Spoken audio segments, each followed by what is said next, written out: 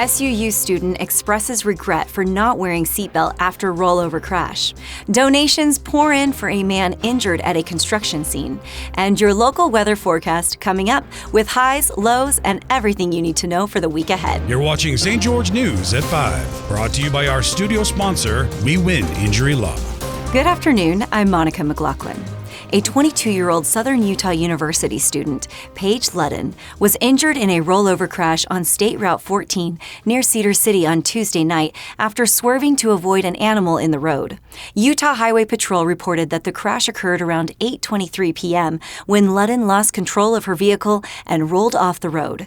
She sustained a severe head laceration requiring 22 staples, but was released from the hospital after several hours. Ludden, who wasn't wearing a seatbelt, now emphasizes the importance of always buckling up, saying she's fortunate to be alive. A witness to the crash, Bobby Boggs, helped her escape the overturned vehicle and administered first aid until paramedics arrived. A 20-year-old construction worker, Keegan Heath, is recovering after suffering serious leg injuries when a skid steer he was operating tipped into a concrete-lined storage area at a construction site in Piute County. The accident occurred on September 18th, pinning Heath upside down for over 90 minutes before rescuers freed him using hydraulic tools. Heath was airlifted to St. George Regional Hospital, where he remains in recovery. His wife, Hayden, reported that Keegan has made progress, but faces a long road of surgeries and rehabilitation ahead. Community members have raised over $22,000 to support his recovery. Now we'll take a look at your daily weather forecast, brought to you by Casablanca Resort and Casino. Right now in St. George, it's a warmer 97 degrees, cooling down to 65 tonight. Tomorrow we're in for some heat and sunshine with a high of 100 and a mild low of 66. Over in Mesquite, things are shaping up to stay in those high temperatures. It's 104 at the moment, with a comfortable 71 on the way tonight. Tomorrow's bringing another warm day with 105 for the high and 73 for the low. And for our friends in Cedar City, it's a cooler 84 degrees right now, dropping to a crisp 55 tonight. Tomorrow, expect a high of 87 and a low of 53. Now we'll head to Jill Paulson for your update on the Southern Utah real estate market. How to price your home to sell. Start with the CMA, which is a comparative market analysis. We'll review recent sales of similar homes in your area to set a competitive price. Consider market trends. Is it a buyer's market or a seller's market? Understanding the current climate helps you price strategically. Avoid overpricing. Pricing too high can deter buyers, causing your home to stay on the market longer. Highlight unique features. If your home has standout features like a renovated kitchen or a large yard, we'll factor those into the price. Be ready to adjust. If your home isn't attracting attention, we may need to tweak the price for a faster sell. Pricing your home correctly is crucial for a successful sell. Thanks, Jill. Only 1 in 4 car seats are installed correctly, and a survey by AAA Utah and the National Safety Council found that just 20% of caretakers seek expert help for installation.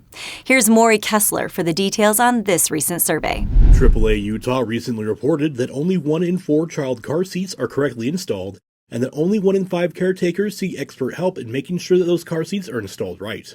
Southwest Utah Public Health Department spokesman David Heaton said that about 40% of the car seats used in southern Utah are installed right, but that still is less than half. Ensuring that a car seat is correctly installed and secured can make the difference between safety, injury, or death in cases of crashes or accidents. The Southwest Utah Public Health Department offers car seat install checks by certified car seat technicians as free service to the public. AAA Utah spokesperson Julian Paradas said in a statement that buying a car seat means you want the best for the child you care for, and that making sure that car seat is installed correctly can help you reach that goal. Thanks, Maury. First responders from across southern Utah participated in a disaster simulation at St. George Regional Airport, where they practiced handling a mock plane crash with multiple injuries and fires as part of a triannual mass casualty drill required by the FAA. Here's a closer look at the story.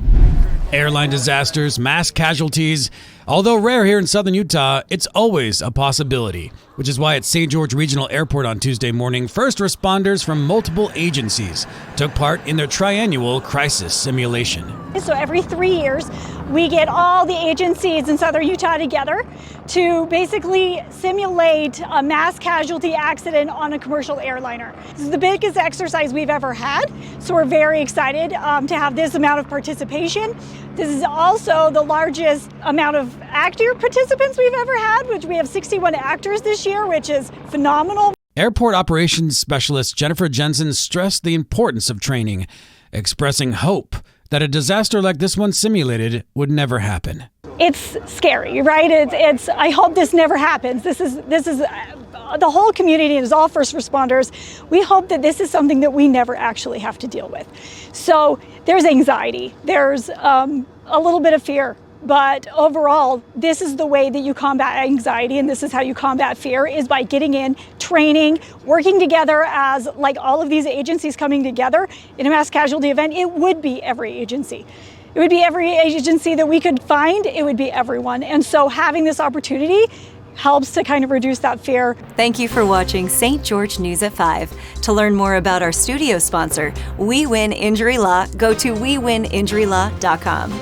I'm Monica McLaughlin with St. George News, your #1 source for local news. This has been St. George News at 5, brought to you by We Win Injury Law.